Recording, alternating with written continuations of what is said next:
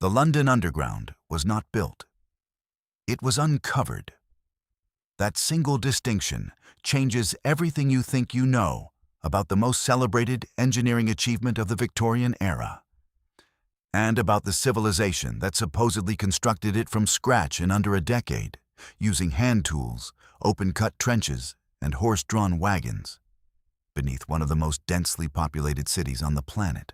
The official story asks you to accept a remarkable sequence of impossibilities dressed up as industrial ambition. What the evidence actually shows is something far older, far stranger, and deliberately obscured behind a curtain of civic pride and manufactured history. In 1860, the Metropolitan Railway opened its first section between Paddington and Farringdon Street. And the world was told that this was the birth of underground rail transit. A first, a miracle, a testament to Victorian ingenuity. But look closely at the tunnels themselves. Run your eyes along the brickwork in the oldest sections, Aldgate, Baker Street, the buried stretches beneath Clerkenwell. And you will notice something that no amount of Victorian mythology can adequately explain. The brick arches are too precise, the dimensions too consistent, the angles and gradients too mathematically controlled for an era in which surveying equipment was primitive and engineering tolerances were measured in rough inches rather than decimal fractions. Baker Street Station is perhaps the most revealing exhibit in this entire underground archive. When it was opened in 1863, journalists who toured the facility described it as already possessing the quality of ancient architecture. Not new construction, but something that felt reclaimed. The yellow London stock brick that lines its original platforms has the worn, compressed quality of masonry that has experienced cycles of heating and cooling over decades, not months. The station's vaulted ceilings, which the Victorian engineers supposedly constructed in open-cut excavation, then reburied, display a structural elegance that would have challenged even the most sophisticated builders of that era. And yet there they stand, perfectly intact after 160 years, never having required the fundamental structural renovation that genuinely Victorian brickwork almost universally demands. The engineering paradox deepens considerably when you examine the timeline. The Metropolitan Railway's first section was conceived in 1853 and operational by 1863. A 10-year window in which a completely novel form of urban infrastructure, unprecedented anywhere in human history, was designed, excavated, lined, vaulted, ventilated, and fitted with functional steam locomotive service. For comparison, the construction of a modern underground railway line, with laser-guided boring machines, computer modeling, prefabricated tunnel sections, and an industrial supply chain spanning entire continents, typically requires 15 to 25 years from planning to passenger service. The Victorians, with shovels and brick, supposedly did it in 10. The mathematics of this do not resolve neatly, no matter how many times the official narrative repeats the word genius. What the historical record does show, quite clearly, is that the early tunneling gangs, the navigators, or navvies, who dug the initial cuttings, encountered something that their supervisors were not prepared to acknowledge publicly. Parliamentary testimonies from the 1850s, buried in Hansard and rarely cross-referenced by mainstream historians, contain repeated references to underground voids, pre-existing chambers, and tunnel-like passages that were encountered during the initial excavation work. The standard interpretation offered by historians is that these were remnants of medieval plague pits, Roman sewers, or earlier utility excavations. But the dimensions reported, passages tall enough for a standing man, chambers with smooth, finished walls, do not correspond to any known category of pre-Victorian underground construction in London. The men who oversaw the Metropolitan Railway project are themselves figures of considerable mystery when examined with a forensically skeptical eye. John Fowler, the chief engineer, was not a man who left extensive personal correspondence. His professional papers, which should, by any reasonable expectation, document the extraordinary engineering challenges of the world's first underground railway, are conspicuously sparse. What survives is largely administrative. Contracts, supply invoices, payroll records, the intimate engineering journals, the detailed survey notes, the correspondence with his site engineers about the specific challenges of tunneling through London's subsoil. These do not exist in any publicly accessible archive. For a project of this magnitude and historical significance, the documentary silence is extraordinary. It is the kind of silence that suggests deliberate management, not passive neglect. Victorian London itself was a city in the process of radical reconstruction during precisely this period. Joseph Bazalgette's sewer network, another supposedly unprecedented engineering achievement, built during the same decade as the Underground, was boring through the same ground, along some of the same corridors, using some of the same workforce. The official histories present these as parallel but independent projects. Yet the physical relationship between Bazalgette's sewer network and the Underground's tunnel system is intimate in ways that official engineering histories tend to downplay. In dozens of locations across central London, the two networks share walls, share foundations, share structural elements. The usual explanation is pragmatic co-engineering. The more troubling explanation is that neither network was entirely constructed from new, that both were, at least in part, systematically adapting something that was already there. Beneath the City of London, the ancient square mile that constitutes London's financial and historical core, the Underground presents its most provocative architectural evidence. The deep level stations of the Central and Northern lines, which descend to depths of over 20 meters below street level, pass through geological strata that Victorian engineers should not have been able to work in with any efficiency. The London clay through which these tunnels run is notoriously unstable, saturated with water and resistant to the cut-and-cover methods that defined early underground construction. The deep tube technology used from the 1890s onward, the circular cast-iron segments that line the deep tunnels, is itself an object of historical curiosity. The engineering precision required to manufacture these segments, transport them underground, and assemble them under pressure in waterlogged clay represents a level of industrial capability that sits uncomfortably with what we know about late Victorian manufacturing tolerances. The deeper you descend into the system, literally and historically, the more the architecture begins to resemble something other than a transit network. The older sections of Bank Station, some of which predate the official opening of the Central London Railway by several decades in terms of their apparent construction, contain chambers whose proportions bear no relationship to functional railway requirements. Wide, arching corridors that lead to nowhere now documented on any official plan. Bricked-up passages that appear on early survey drawings but have been removed from every subsequent map revision. Emergency access tunnels that descend to depths inconsistent with any known operational use. The official explanation for these features is wartime modification. But the architectural character of these anomalous spaces does not suggest wartime improvisation. It suggests original design. If you enjoy historical stories about the hidden mysteries of the past, please like this video and leave a comment with 1. If you don't, write 0. This helps us understand how valuable these narratives are to you. The wartime history of the London Underground is, in itself, a field of study that official histories treat with conspicuous lightness.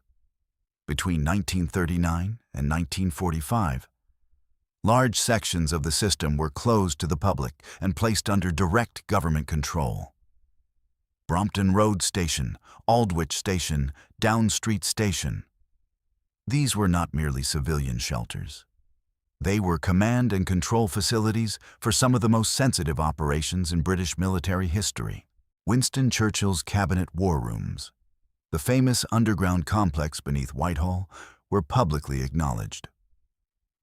What was not publicly acknowledged, and what remains only partially declassified, is the extent of the tunnel network that connected that facility to other points across central London through passages that do not appear on any published underground map, before or since. Down Street Station is perhaps the most historically suggestive of these requisitioned facilities. Located between Hyde Park Corner and Green Park on what is now the Piccadilly line, Down Street was closed to passengers in 1932 due to what the official record describes as insufficient passenger demand. What happened to it thereafter is significantly more interesting.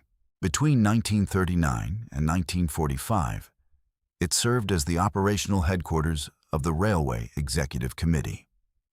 And, according to sources that have only been partially declassified under the 30-year rule, as a residential command facility for Churchill himself during the heaviest periods of the Blitz. The facility was fitted with a full communications center, sleeping quarters, a kitchen, and conference rooms, all within the existing tunnel structure.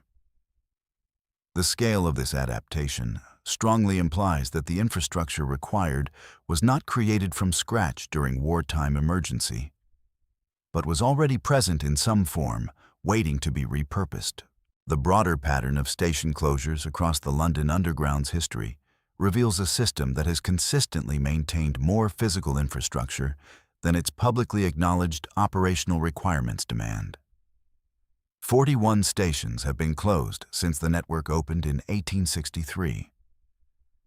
9 of these, the so-called ghost stations, are preserved structurally intact below street level, with tunnels, platforms, and in several cases entire station buildings surviving in a state of careful maintenance. The standard explanation is heritage preservation combined with occasional film and television production use, but the level of structural maintenance applied to these facilities, the regular waterproofing, the electrical infrastructure upkeep, the ventilation system maintenance, represents a continuous operational expenditure that is difficult to justify purely on heritage grounds. These stations are not being preserved as museums. They are being maintained as facilities. The symbolism embedded in London's underground architecture is a chapter that mainstream histories skip almost entirely, and it is among the most revealing. The original Metropolitan Railway stations, designed by John Fowler and his collaborators in the 1860s, incorporated decorative elements that have no functional explanation within a transit context. The ironwork at Paddington's original underground platforms features a repeating motif that combines the compass and square, symbols most immediately recognizable from Freemasonic iconography, with a stylized representation of a key, arranged in configurations that architectural historians have consistently declined to interpret. The same key motif recurs at Farringdon, at Aldgate, and in modified form at several of the original deep-level stations on the City and South London Railway. The key, in esoteric traditions that were very much alive within Victorian elite culture, represents access, specifically access to hidden knowledge or concealed space. Victorian Freemasonry and its relationship to the major infrastructure projects of the 1800s is a subject that academic historians treat with a mixture of dismissiveness and deliberate avoidance. The reality, documented in lodge records that remain publicly accessible in the British Library and in provincial Masonic archives, is that the principal contractors, financiers, engineers, and parliamentary sponsors of the Metropolitan Railway were overwhelmingly members of London's Masonic lodges. This was not incidental. The lodge network in Victorian Britain was a primary mechanism through which large-scale business coordination occurred. Contracts were placed, capital was raised, and labor was directed through lodge relationships rather than through open commercial competition. What this means for the underground is that the project's true planning documentation may never have existed within the public record at all. The project was planned and executed within a closed information environment, documented according to protocols that were never intended to enter the public archive. The organizational architecture of the companies that built the underground reveals further anomalies. The Metropolitan Railway, the District Railway, the City and South London Railway. Each was nominally a separate commercial enterprise, operated by independent boards and financed through separate share issues. Yet their underground infrastructure meshes with a seamlessness that would have required extraordinarily precise pre-coordination. The gauge choices, the tunnel dimensions, the gradient profiles, the ventilation shaft placements. These parameters were standardized across supposedly independent companies in ways that imply a single directing intelligence operating above the level of the individual corporate entities. When the various companies were eventually unified into the London Passenger Transport Board in 1933, the newly unified network required remarkably little structural harmonization. The pieces fitted together because they had always been designed to fit together. The question of who actually possessed the knowledge to plan this system leads to one of the most significant and least examined figures in the Underground's official history. Charles Pearson, the city solicitor who is conventionally credited with first proposing an underground railway for London, was a man of eccentric and poorly documented intellectual formation. His published writings on the subject of underground transit, which predate any comparable document in any other country by at least a decade, display a familiarity with subterranean engineering principles that Pearson, a lawyer by training, should not plausibly have possessed. His proposals include specific references to tunnel diameter, gradient control, ventilation requirements, and rolling stock design that presuppose access to a body of technical knowledge that had no identified public source in 1840s Britain. Pearson himself deflected questions about the origins of his proposals with characteristic Victorian vagueness, attributing them to observation and natural reasoning. The deflection is telling. It is the language of a man protecting a source, not reporting one. The geological survey work that preceded underground construction also presents questions that the official narrative has never satisfactorily answered. Before any tunnel could be planned, the ground beneath London had to be comprehensively mapped. Its soil layers, its groundwater channels, its voids, its buried structures. The survey work that supposedly preceded the Metropolitan Railway's construction was, by any measure, extraordinarily rapid and extraordinarily accurate. The surveyor's reports, those that survive, describe a degree of subsurface knowledge that seems to exceed what surface-level geological investigation could have provided. One persistent interpretation, advanced by a small number of geologists and civil engineers whose work has been systematically excluded from mainstream academic platforms, is that the survey work was so accurate because it was partially documentary rather than investigative. That is, the surveyors were working from existing maps of the underground, not creating those maps for the first time. The Roman legacy beneath London is another dimension that the official history handles with notable selectivity. Londinium, the Roman city established in approximately 43 AD, was a sophisticated urban center with underground infrastructure that modern archaeology has only partially mapped. Roman hippocausts, Roman drains and culverts, Roman defensive tunnels, and what appear to be Roman ritual chambers have been found throughout the area now occupied by the underground network. In many cases discovered during underground construction work that was subsequently sealed and reclassified before any comprehensive archaeological documentation could be completed. The Museum of London holds records of more than 200 significant underground Roman finds made during underground construction between 1860 and 1930, of which fewer than 40 are publicly displayed or discussed. The remainder are in storage or in documentation systems that are not accessible to general researchers. What emerges from the Roman evidence, when the suppressed fragments are reassembled alongside the publicly acknowledged findings, is a picture of Roman London that extended significantly further below the current street level than any mainstream account acknowledges. The Romans were not merely surface builders. Their underground infrastructure in Britain included tunnel networks intended for military movement, storage of strategic materials, and, according to a strand of Roman historical writing that has been systematically de-emphasized in British classical scholarship, ritual purposes connected to the mystery cults that saturated Roman military culture. The cult of Mithras, which was enormously influential within the Roman legions stationed in Britain, conducted its most significant ceremonies underground. The Mithraeum, discovered in the city of London in 1954, is the publicly acknowledged evidence for this. The Mithraic temple complex that archaeological workers began uncovering during wartime tunnel work in the 1940s, and which was subsequently sealed by order of the then Ministry of Works, is the evidence that is not acknowledged. The connections between Victorian Freemasonry, Roman Mithraism, and the underground's architectural symbolism are not metaphorical. They are structural.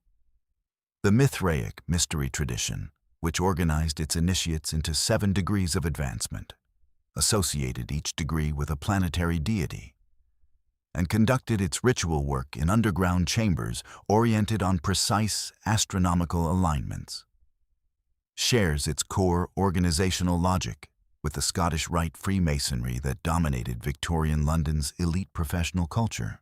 The shared symbolism is not coincidental.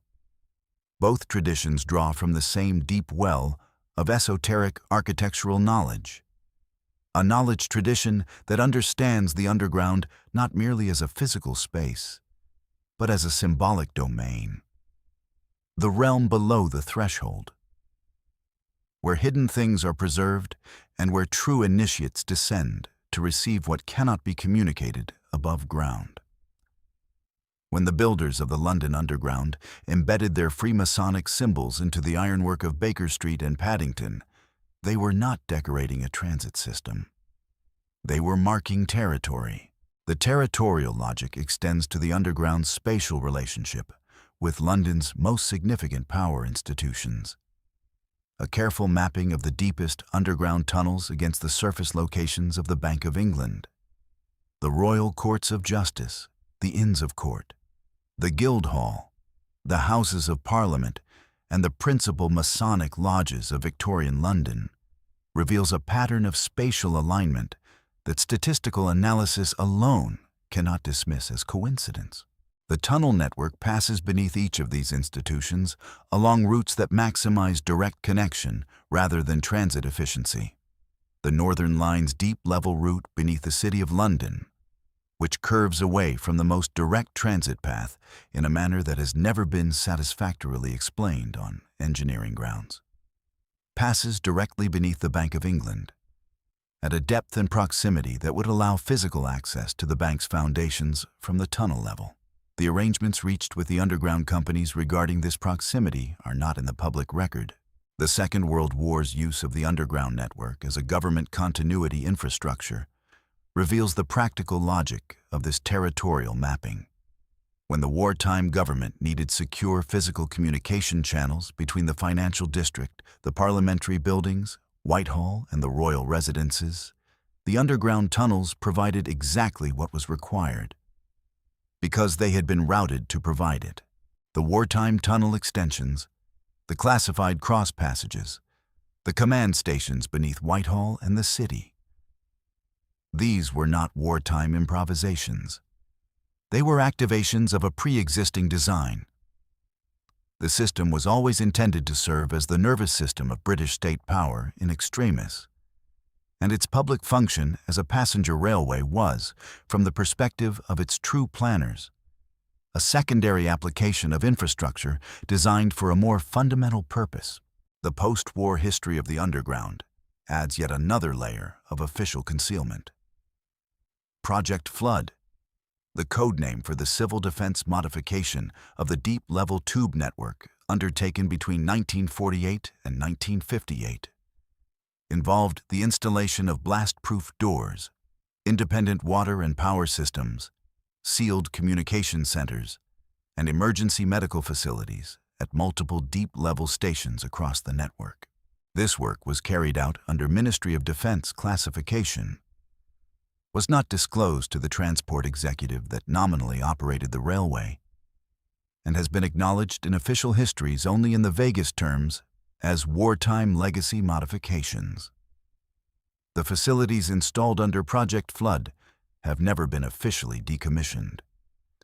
The blast-proof doors at several stations, visible to any passenger who looks carefully at the tunnel walls near platform ends, remain in operational condition. They are tested, according to former Transport for London maintenance workers, on a schedule that is not publicly documented. The Cold War continuity government planning that followed Project Flood moved through several classified iterations, each building on the physical infrastructure already in place within the underground network.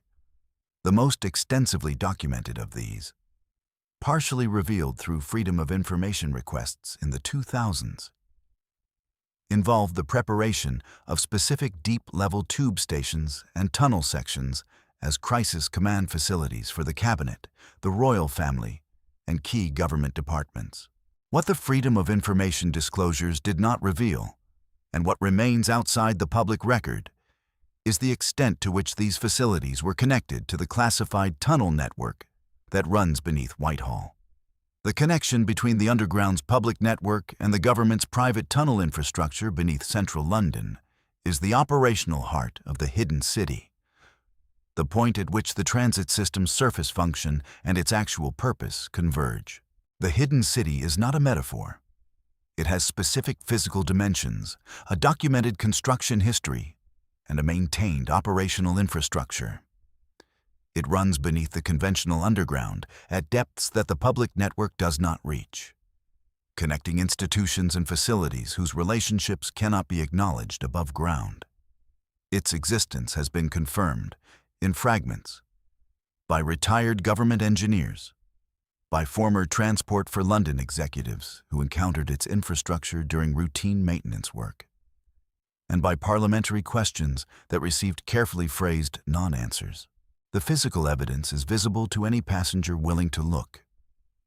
The bricked-up doorways at the ends of platforms, the ventilation shafts that descend far deeper than the published tunnel depths require, the electrical conduits that run into walls and do not terminate at any known facility, the maintenance schedules for stations that are officially closed and officially empty. The civilization that built the oldest sections of what we call the London Underground was not Victorian. It was older, perhaps by centuries, perhaps by longer, and it possessed a technical and organizational sophistication that the Victorian engineers who expanded and adapted its infrastructure did not fully understand and did not originate. The Victorian contribution was real and significant. The rolling stock, the steam locomotives, the electrification, the ticketing systems, the passenger experience. But the fundamental architecture, the tunnels themselves, the chamber dimensions, the ventilation geometry, the structural solutions. These are inheritances, not inventions. And the men who knew this, who understood that they were operating within a pre-existing system rather than constructing a new one, organized themselves accordingly, in closed fraternities with coded languages, in corporate structures designed to obscure unified direction, in architectural programs that embedded their knowledge in the stonework for those with eyes to read it. The official history of the London Underground is a triumphalist narrative about Victorian innovation, about the audacity of a civilization at the peak of its industrial power. That narrative serves a purpose. It places the ownership of this infrastructure firmly within the historical period that corresponds to the current configuration of British state power. Parliamentary democracy, constitutional monarchy, the Bank of England, the City of London Corporation. It makes the underground the product of identifiable, accountable institutions. What the physical evidence shows is that the underground predates those institutions, or at the very least, was rooted in knowledge and infrastructure that those institutions did not create and do not fully control. The tunnels beneath London are older than the story told about them. The city beneath the city was there before the city above it took its current form. And the people who know this have had 160 years of practice at ensuring that you never had reason to ask the question seriously. The next time you board a train at Baker Street, or descend the escalators at Bank, or pass through the long, lamplit corridors of any deep-level station on this network, look at the brickwork. Look at the proportions. Look at the symbols worked into the ironwork and the tile patterns. Look at the bricked-up doorways and the sealed passages and the tunnel mouths that lead away into darkness without any destination marked on any official map. The hidden city is not a theory. It is an architecture. And architectures do not lie. They endure, carrying their builders' intentions in every stone and joint and angle, waiting for someone to stop accepting the authorized caption and start reading the structure itself. What you will read there, if you look without the distorting lens of the official story, is not the record of Victorian ambition. It is the record of something much older, much larger, and far from finished.